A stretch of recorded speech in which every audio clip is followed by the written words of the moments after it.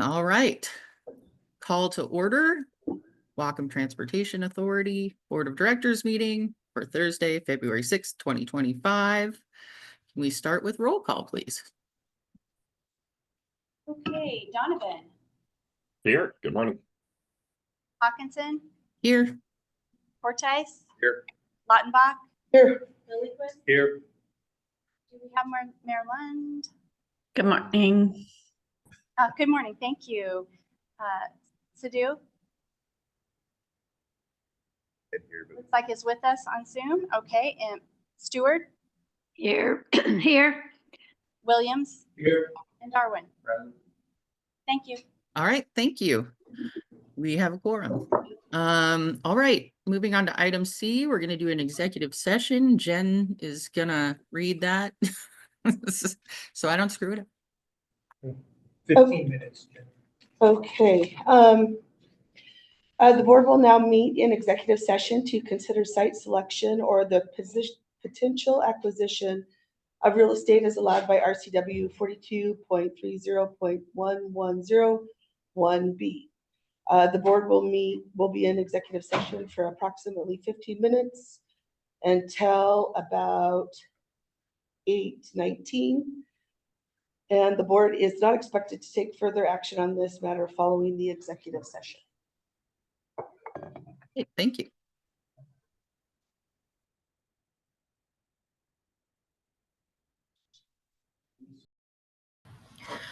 We are going to be extending the executive session for an additional 5 minutes, which will put us back at 8:25.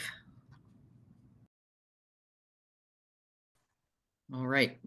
Hopefully everybody made it back. Thank you, everyone. Moving on to item D, citizen communications. Let's start online. If you are online and would like to unmute and address the board, you have up to 3 minutes. And this is the regular meeting back in session. Yes, thanks. See, that's why Jen is here.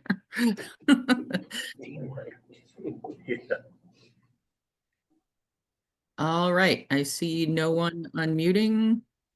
So, This is just an opportunity for anybody to address the board. yes. Sorry, thank you. Hi, everyone. Chris Roselli, Western Washington University.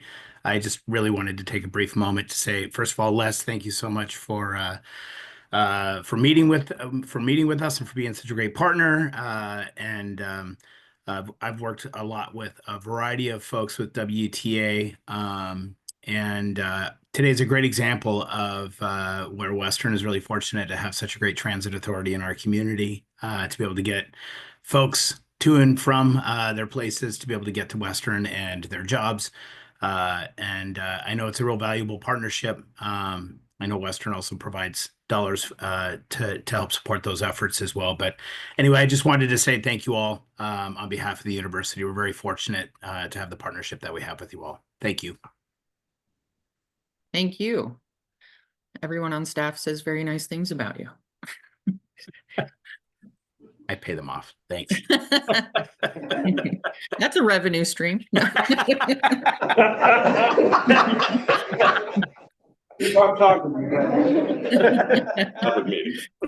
All right. Thank you very much. Thank you. Anyone in the boardroom that would like to speak to the board, address the board? All right. Seeing none. Thank you, Chris.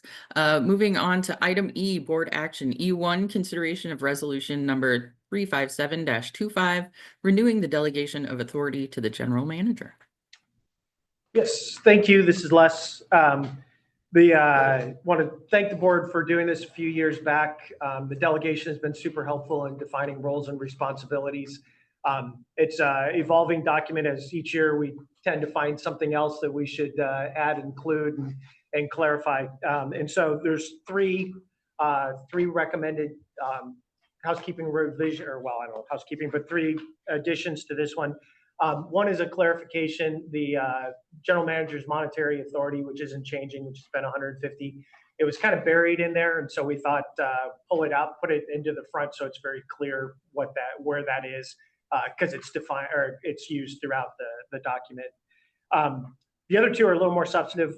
One is, as we've been working with WSTIP on some settlements, kind of clarifying insurance covered versus non-insurance covered claims that could come, and the procedure with that, and including that board gets a report on claims that are settled on that. So kind of straightforward on that one.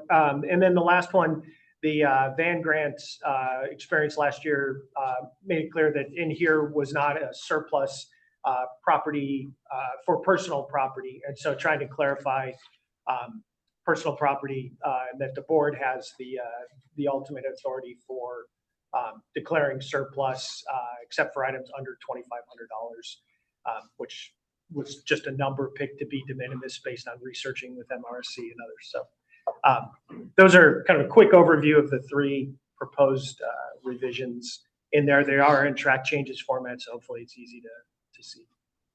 With that, I'll stand by for questions. Oh, sorry, Todd. Yeah, I got a question on page 13. It's inserted as new language on settlements and compromise of covered claims. And I'm reading this as, if there's a settlement, the board will be notified. If not, the board will make an approval of that. And we have some very explicit language in the county code similar to that our prosecutor's office, I think, has a very dubious interpretation of, that says that we don't actually have to be notified if it is paid out of the insurance pool. So can I read this and make sure that we know publicly that the intention of the way this is written is that if there are settlement claims, the board is notified? Am I reading it that way? Correct. Yes. Yeah, we will notify the board, even if it's under the general manager's authority. If a claim is settled, we'll notify the board. So you have oversight. And I'm looking for language to put into our code that would try to make it more explicit that those are what the words say, and that when there is a settlement of, say, $225,000, that the council should have been notified. And our attorney would probably argue with you and say, yes, you can have those words. That doesn't mean that the executive or the director actually has to tell us. So just getting that on the record is what the intent, the plain language is. We will be notified. Yes, sir. Mike. Oh, I move approval of the resolution presented, updating the manager's delegation of authority. Second. all right. We have a motion and a second. Any further discussion? All those in favor, please say aye. Aye. Aye. Any opposed? All right, passes unanimously. Thank you. Item E2, consideration of approval of property use agreements for bus stops in Sudden Valley. I'll introduce this one. We currently own and operate 5 stops that are specifically on Sudden Valley's Community Association's property. We don't have an active property use agreement. So this property use agreement just identifies us as liable, them as liable, who has rights and responsibilities, who's in charge of maintenance, just a housekeeping item. There's additional stops out there, but those are on county property. So I think there's a total of 12 stops that are within the Sudden Valley Community Association, but these 5 are specifically on Community Association property. We'll update this document to include new stops if there's new stops, and remove this if they are taken out of service. Yeah. Any questions? If you're in the boardroom, your hand is tiny, just talk. All right, I will move. What a delicate. I'll move approval of the 2 interim property use agreement with Sudden Valley. Second. All right, we have a motion and a second. Any further discussion? All right, all those in favor of approval of the property use agreement with Sudden Valley, please say aye. Aye. Aye. Any opposed? All right, that passes unanimously as well. Thank you. Item E3, consideration of action regarding janitorial services RFP. And this is morning. Miranda. Good morning. I am recommending that the board reject all proposals received for our recent janitorial solicitation. I am asking for the opportunity as procurement manager to revise our scope of work and revise our scoring criteria, because I am confident that we can get better pricing to the tune of probably $300,000 over the term of the contract. It's too substantial to ignore and to not resolicit. So I've been working with Mark Lee on some what we call creative compliant language that gives us more opportunity to consider price and in deciding who is the top scoring proposer. Not just looking at how they scored, but also considering price more. Okay, questions? I move authorization to reject all received proposals for janitorial services. I'll second. All right, we have a motion and a second. Todd? Yeah, it's been, thanks for working on this. Is there going to be an interruption of service if we wait longer for this? No, there is no interruption. We have the, we resolicited this because the term with the current provider expired. They are now working on a month-to-month basis to a maximum of $150,000. And that gives us enough time to get a long-term solution in place. Thanks. And for context, they charge us, we pay about $17,000 a month for the current provider. If we had gone with the top scoring proposer, it would have been closer to $28,000 a month. So too big of a discrepancy to ignore. All right, further discussion? All those in favor of rejecting the current RFPs, please say aye. Aye. Aye. Any opposed? Okay, that passes unanimously. Thank you very much. Item E4, consideration of approval of interlocal agreement with Skagit Transit. Also, Miranda. Yes, keeping in line with our commitment and procurement to cost savings, we don't have an interlocal in place currently with Skagit for doing cooperative purchasing. We buy a lot of the similar items. I'd like more opportunity to look at bulk purchasing and what cost savings could come from that. And this is the first step to doing so, not just piggybacking off of their contracts, but also going out to bid together. More opportunity to buy in bulk. All right, questions? I'll move approval of an interlocal agreement with Skagit Transit. Second. All right, we have a motion and a second. Any further discussion? All those in favor of approval of interlocal agreement with Skagit Transit, please say aye. Aye. Any opposed? All right, that passes unanimously as well. Next is item F, the consent agenda. Approval consent agenda? Second. All right, we have a motion and a second. Any questions or comments? Seeing none, all in favor of approving the consent agenda, please say aye. Aye. Aye. Any opposed? All right, that passes unanimously as well. Next up is item G, board reports. Annual IT cybersecurity update. Josh, are you kicking this off or Jeremy? Yeah, I can stand. Well, good morning. Just wanted to give you guys, as part of our best practices, provide an annual report around our cybersecurity efforts here at WTA. It's one of our GM's priorities, and so overall, I would say our state is good. We continue to have strong top down and bottom up support for security. We have strong support from frontline staff to report suspicious things, spam, phishing, things like that. Ongoing employee training showing dividends and reduced phishing test failures and reduced phishing successes. Last year, we completed the State Auditor's Office security review. This is a voluntary effort that we entered into, and it helped us improve our efforts, and that was very positive. Overall, though, I will say ransomware, as with the rest of the industry, continues to be our biggest threat here at WTA. So that's to address the risks, we continue to work on implementing our cybersecurity controls. These are a list of things that are best practices that have been established in the industry, and so we go through those and make sure we're doing all of those. And that's something the state auditors helped us get a jump start on. Our work plan this year includes application patch management, finishing an agency-wide personal identifiable information review to make sure each department's aware of where they have PII and what those risks are, and establish a baseline as that changes. And also working on an enterprise log management solution. I'd just like to highlight, it seems appropriate this month to highlight the state and federal help that WTA gets in supporting our cybersecurity efforts. I mentioned the state auditor's office.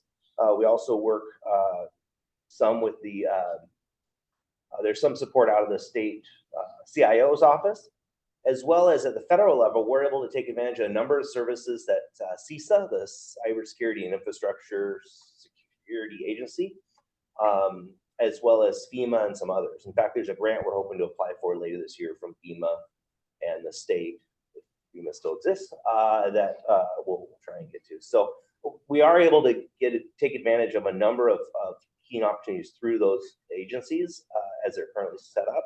And that's been a big help for us. And it's actually saved us quite a bit of money than procuring those same services on the private sector. Michael. So Josh, thank you. I'm glad to hear that we're doing all this standardly done on breaches. This is really more a question maybe for Mark or for Les. I read an article just recently that had to do with breaches for school districts. And the issue there is that if a breach or a compromise did occur, what usually happened is that outside specialists were brought in. They were usually lawyers, and they usually went into kind of damage control mode, which also worked against notification of affected parties. So if there were, say, employees whose personal information was released, the agency would then become, the school district would become mum to the actual risk and exposure. And so there was a disservice done to the community after the fact, not due to the breach, but due to kind of the way the breach was handled after the fact. What are our policies with regard to how we handle notification?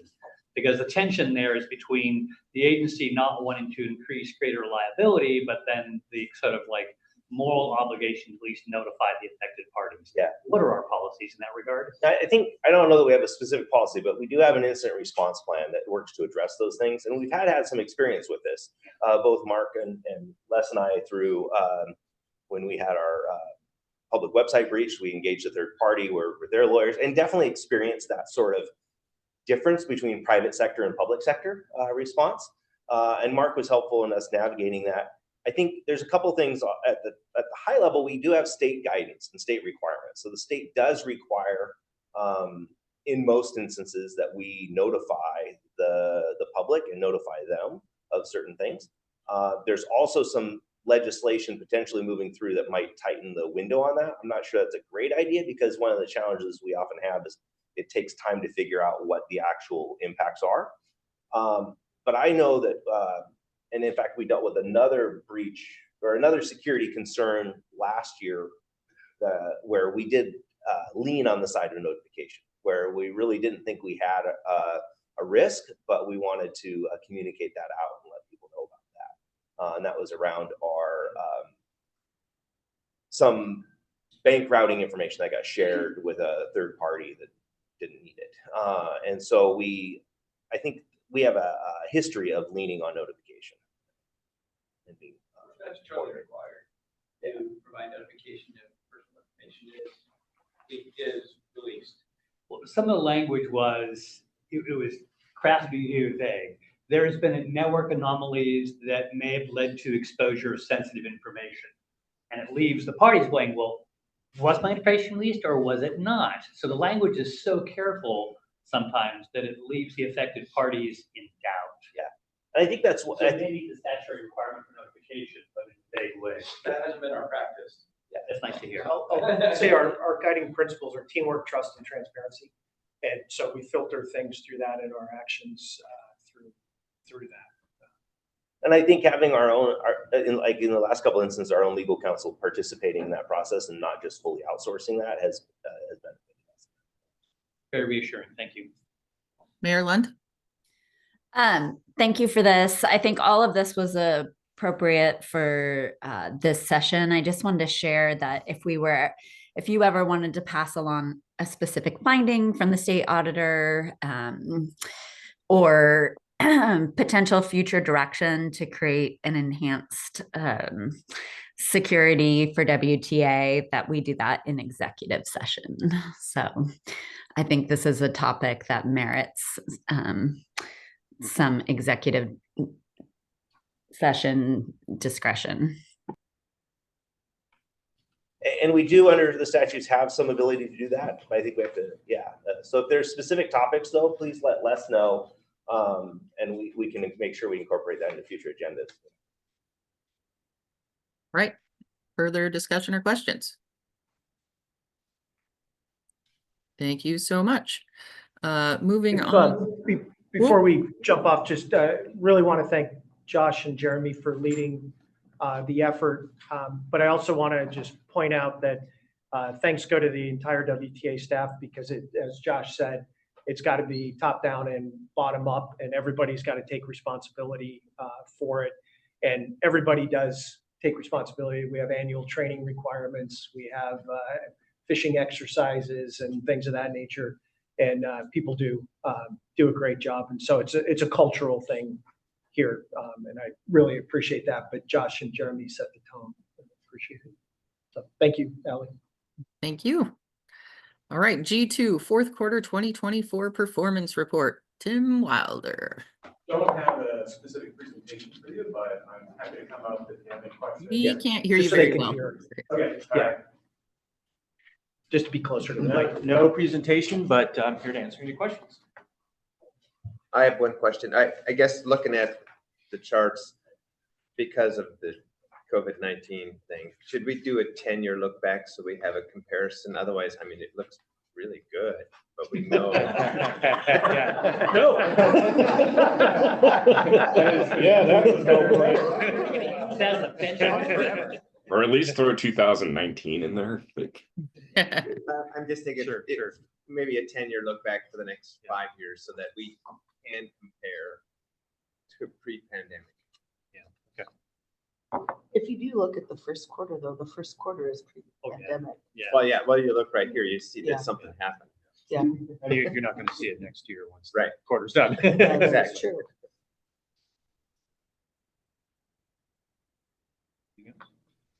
I see a hand. I can't tell whose it is. Maybe? No? I'm telling you, this box is so small. All right. Any further discussion, questions? Thank you, Tim. We appreciate what you do. All right. Moving on to item G3, Red Cross Corporate Hero Award. Eric. Yeah, good morning, everybody.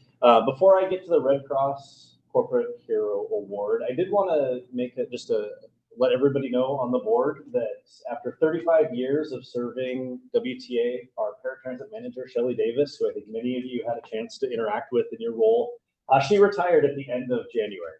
And so she now has lots of time to spend with her family and enjoy retirement. She didn't want a big hubbub, and so I respected that, but she's retired. We had some internal celebration with that. And I wanted to introduce our new paratransit manager. For those in the room, Chris Gray over here. He has joined our team as our paratransit manager. He was previously serving at WTA as one of our mobility coordinators. So he has extensive experience both as an operator, but also with ADA, mobility, and our paratransit service. So we're excited to have him join the team. So you can send all of your questions and complaints around paratransit to him.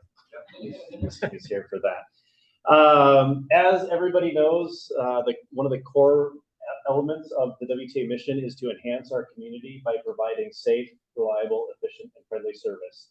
And I'm just proud to share that the safety efforts of our team were recognized by the Northwest chapter of the Red Cross back in December, where they invited us down for their annual awards breakfast to give us the Corporate Citizen Award for the training and the efforts of our staff in service to really save lives and to recognize challenges, recognize unsafe situations, and step to action. I like to think of it as a little bit of the Lifetime Achievement Award, maybe. And so that's the team, that's our training team that was up on stage to receive the award. And they put together a video that I wanted to share with everybody. It's pretty powerful. So Josh, if you want to get that playing, share this with everybody. Whatcom Transportation Authority workers are the eyes and ears of their community. They cover miles of road and see thousands of people throughout Whatcom County. So it's a good thing so many of these WTA workers happen to be heroes. Like driver Lucas Hill, who was told a passenger was slumped in his seat. Sir? Lucas got the passenger out of his seat, asked another to call 911, and began performing CPR. Lucas had just refreshed his training the night before. Because I didn't have to dig into my memory to really think about what I should be doing, although I really don't know, I feel like I'm not thinking a lot while doing it, just doing. Lucas did compressions until medics arrived and took over. The passenger survived. And then there's driver Keith Bewer, who de-escalated a dangerous situation. An agitated woman on his bus pulled out a knife and tried to attack a college student. Put the knife away. Keith rushed toward the situation, allowing the young woman to get out of harm's way. It's no accident that when faced with a life and death situation, these WTA workers are trained and prepared. In addition to driving, we have an annual de-escalation class that our employees receive for assistance working with the public. And then we also offer CPR and first aid. And then we've recently introduced Narcan training as well in the last year. That latest training has already paid off. Expediters Kevin Goldsberry and Andrew Butcher noticed someone hadn't come out of a porta potty at their Bellingham bus station. Knocked on the door, didn't get a response, and I said to Kevin, I think someone's ODing in there. Butch and Kevin pried the door open to find they were right, and they were just in time. He was quite slumped over, head almost to his ankles. From us observing him, was not breathing very well at all. And fortunately, by the grace of whatever you want to say, I carried Narcan on my person and was able to administer it. Narcan is a nasal spray that blocks opiates in the brain. Because Butch carried it with him and used it that day, he saved the man's life. And the guy went from completely non-breathing, blue in the face, to 20 seconds, he was back up and awake again. While Kevin ran to direct medics onto the property, the WTA cameras caught this moment of gratitude. This is why WTA is committed to training its employees for emergencies.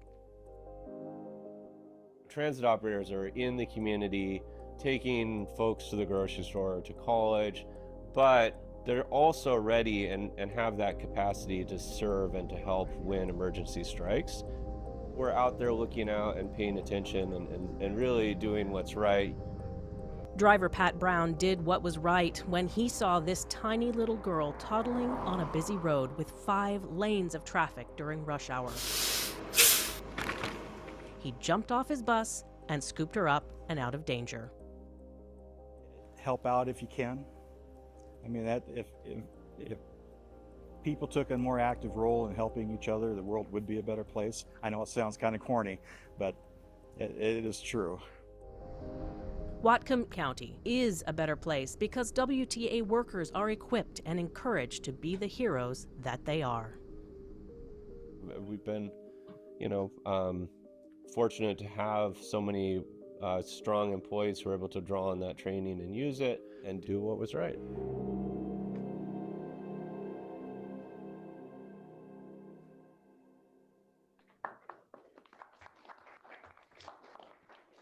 I don't know how we move on from that.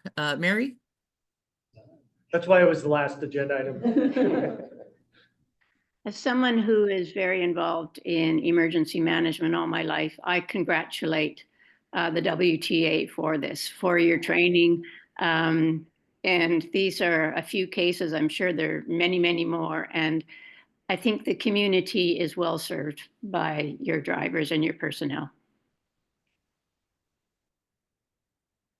One of the great things about working here is the big-hearted approach people take to public service and being part of something bigger than themselves. It's pretty cool. I was fortunate enough to go down and attend the breakfast. And just one other piece is that this is the first time that a public agency or corporation has been awarded this award. So it's like WTA has now set the gold standard for service with and training within a larger organization. So just kudos to staff for making that all happen and being recognized by that. Right. Anyone else on that? Thank you very much. That was a wonderful. Who made the video? The Red Cross put that together. We had some of our individuals had previously received annual awards, and so they used some of that compilation, but then they brought it together with some new footage and new interviews and such for this corporate citizen award. Wonderful. Thank you. Anyone else? Actually, if I may, just real quick, if you haven't had a chance to go in, there are other amazing videos on that that the Red Cross puts together from other situations that have happened throughout the region. If you ever are down and need a moment of people are amazing and do really good things, it's a great opportunity to check that out. So I couldn't be more proud of our team and our training team, our frontline staff that are out and supporting our community. We work with an amazing group of people that care. Thank you.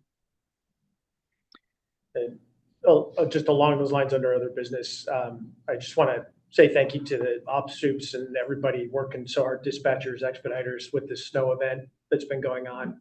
And thank our partner jurisdictions who have been out working hard as well. City of Bellingham, county, other cities. It's been a good community effort pulling together. And it's been a long run. The people have been getting up early and staying late. So I just want to acknowledge that and say thank you. Thank you. All right. Any other business? Is that Dan? No, no hand. All right. Kidding. I don't know. I thought there was.